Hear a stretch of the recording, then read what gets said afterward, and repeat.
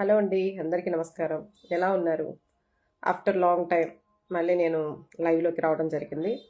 నిమ్మల రామానాయుడు గారు మరి నేను జస్ట్ ఇప్పుడే చూశాను. లైవ్ ఒకటి పెట్టున్నారు. అందులో ఏమంటారంటే జగన్మోహన్ రెడ్డి గారి గురించి ఆయన మాట్లాడడం, సఖీ గురించి మొన్న జగన్మోహన్ రెడ్డి గారు లైవ్ పెట్టి దాదాపు 2 గంటల వరకు చాలా క్లియర్గా ప్రతిదీ కూడా ప్రూఫ్తో సహా చూపిస్తూ ఆయన చాలా క్లియర్గా ఎక్స్ప్లెయిన్ చేయడం జరిగింది. ఇందులో అసలు నిజాలు ఏంటనేది బట్టబయలు చేయడం జరిగింది. అయితే వాళ్ళకి చాలా ఆశ్చర్యకరంగా అనిపిస్తుందంట నిమ్మల రామానాయుడు గారికి. జగన్మోహన్ రెడ్డి గారు సీఎంగా అసలు ఉన్నారా లేదా అని చెప్పి మాట్లాడడం, లేదా జగన్మోహన్ రెడ్డి గారు 2019 నుంచి 2024 వరకు సీఎంగా ఉన్నారా, లేదంటే భారతిరెడ్డి గారు సీఎంగా ఉన్నారా, సజ్జల గారు సీఎంగా ఉన్నారా, పెద్దిరెడ్డి గారు సీఎంగా ఉన్నారా అని చెప్పేసి మాట్లాడడం జరుగుతుంది. ఇప్పుడు జగన్మోహన్ రెడ్డి గారిని ఈ ప్రభుత్వం కూటమి ప్రభుత్వం వచ్చిన దగ్గర నుంచి కూడా ఏ విధంగా టార్గెట్ చేస్తున్నారు.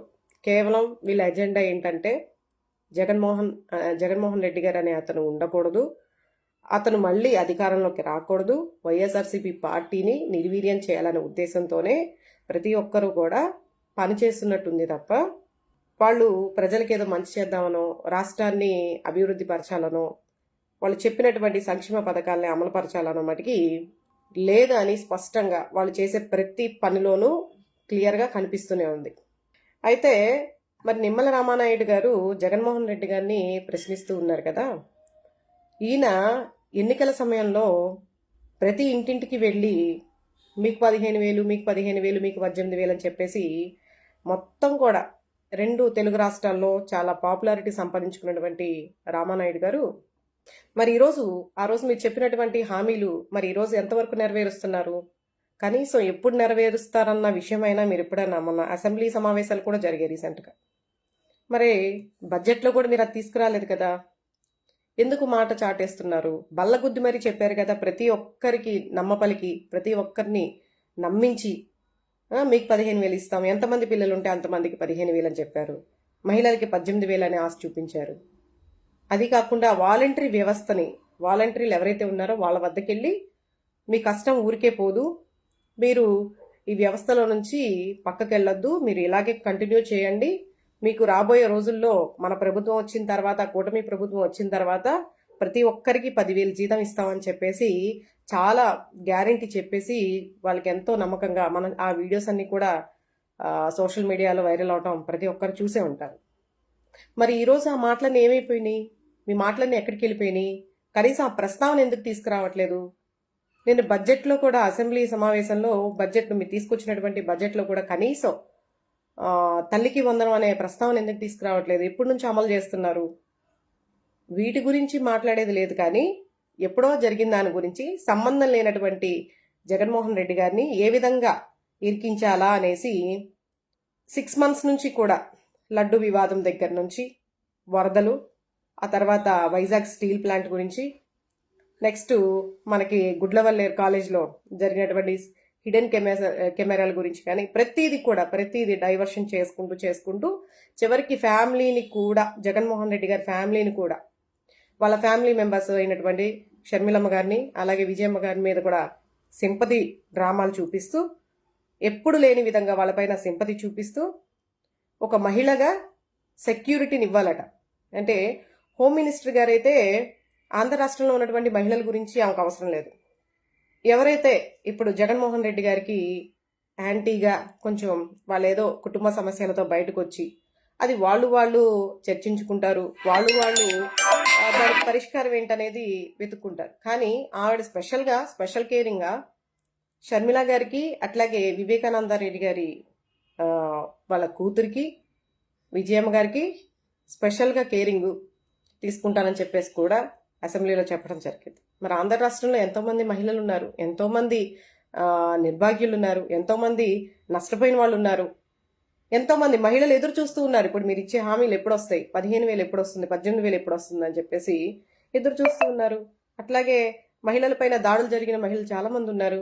వాళ్ళందరికీ న్యాయం చేయాల్సిన అవసరం బాధ్యత ఎంతైనా మీకుంది. కానీ అవన్నీ పట్టవన్నమాట. కేవలం జగన్మోహన్ రెడ్డి గారికి సంబంధించింది అది ఏదైనా సరే చివరికి వాళ్ళ కుటుంబంలో కూడా ఇన్వాల్వ్ అయిపోయి వాళ్ళకి రక్షణ భద్రత కల్పిస్తారట. చూడ్డానికి వినడానికి ఏమన్నా బాగుందా అండి? అది చేయవలసిన బాధ్యత ఒకటి, చెప్పే మాటలు ఇంకోటి.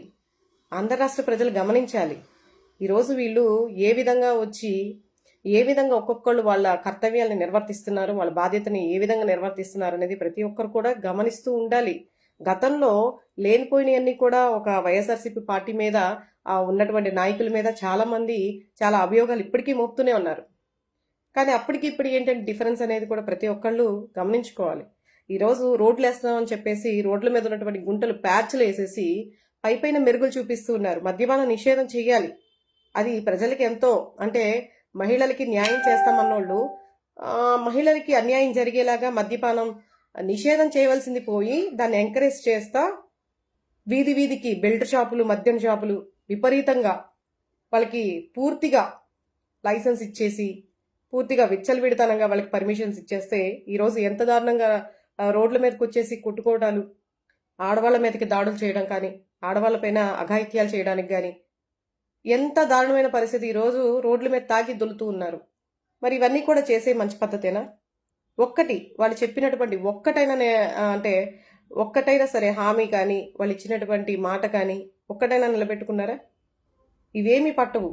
కేవలం జగన్మోహన్ రెడ్డి గారిని టార్గెట్ చేయడం, జగన్మోహన్ రెడ్డి గారిని ఎందులో ఇరికించాలా. సెకీ గురించి నిన్న ఆయన 2 గంటల సేపు అంత చక్కగా వివరణ ఇచ్చారు. నిజంగా అదానీతో చర్చలు కనుక జరిగి ఉంటే, అదానీతో మరి మోడీ గారికి అత్యంత సన్నిహితమైనటువంటి వ్యక్తి అదానీ గారు.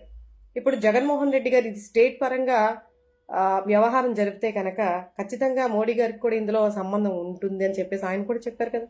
మరి చంద్రబాబు నాయుడు గారు జగన్మోహన్ రెడ్డి గారి మీదే కాకుండా మోడీ గారి మీద కూడా కంప్లైంట్ చేయాలి కదా. వితౌట్ మోడీ గారి పర్మిషన్ లేకుండా ఏం జరగదు కదా, అది ప్రతి ఒక్కరికి తెలుసు. అమెరికాలో కూడా అదానీ గారి పైన కేసు ఫైల్ చేయడం జరిగింది. ఇవన్నీ కూడా సాక్ష్యాలు ఇంత క్లియర్గా ఉండగా ఇంకా ప్రజల్ని రకరకాలుగా జగన్మోహన్ రెడ్డి గారు అరాచకాలు చేశారు, ప్రజల్ని నమ్మించి మోసం చేస్తున్నారు, అంతా కూడా దోచుకుంటున్నారు, దోచేశాడు. మీరేం చేస్తున్నారు ఇప్పుడు? ఇసుక మాఫియా అనే పేరుతో ఉచిత ఇసుక అని చెప్పేసి మీరేం చేస్తున్నారు? దోచుకోవట్లేదా? మద్యం వ్యాపారంతో మీరేం చేస్తున్నారు? మధ్యాంధ్రప్రదేశ్గా మీరు కొత్తగా ఆంధ్రప్రదేశ్ని మధ్యాంధ్రప్రదేశ్గా మీరు రూపుదిద్దట్లేదా? ఇవన్నీ మీరు చేస్తున్నాయి కాదా? ఇవన్నీ తప్పులు కాదా? మీరు ఇచ్చే హామీలన్నీ ఎక్కడికి వెళ్ళిపోయినాయి? నిరుద్యోగ భృతి అన్నారు, ఈరోజు ఎంతమందికి ఇస్తున్నారు? ఆడవాళ్ళకి సంవత్సరానికి 3 గ్యాస్ సిలిండర్లు అన్నారు, ఎప్పుడు ఇచ్చారు? దీపావళి నుంచి అమలు చేస్తా అన్నారు, ఎప్పుడు ఇస్తున్నారు? ఎప్పుడు ఇచ్చారు? చాలా ఆశ్చర్యంగా ఉంది. వాళ్ళు ఆశ్చర్యపోవడం కాదు, చాలా ఆశ్చర్యంగా ఉంది. మీడియా అంతా కూడా ఈరోజు ఆయన అంటున్నారు, నిమ్మల రామానాయుడు గారు ఏమంటున్నారంటే, ఒక అబద్ధాన్ని 100 సార్లు మాట్లాడడం వల్ల, విష ప్రచారం చేయడం వల్ల అబద్ధం నిజమైపోతుంది అని జగన్మోహన్ రెడ్డి గారు చేస్తున్నారని చెప్పేసి అంటున్నారు.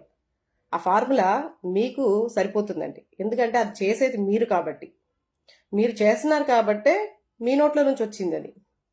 ఒక అబద్ధాన్ని 100 సార్లు ప్రజల్లోకి తీసుకెళ్లి మీడియా ద్వారా విష ప్రచారం చేసి ఇప్పటిదాకా మీరు చేస్తున్నది అదే కదా, ఇప్పటిదాకా మీరు చేస్తున్నది అదే. ప్రజల్లోకి విష ప్రచారాన్ని తీసుకుని వెళ్ళి ఒక అబద్ధాన్ని 100 సార్లు పదే మీడియాను అడ్డం పెట్టుకుని మరీ దారుణంగా పచ్చి అబద్ధాలను పొద్దున్న లెగిస్తే పచ్చి అబద్ధాలను పత్రికా విలేకరులు కానీ మీకు సపోర్టెడ్ మీడియా కానీ మీరందరూ చేసేది కూడా ఇదే కదా.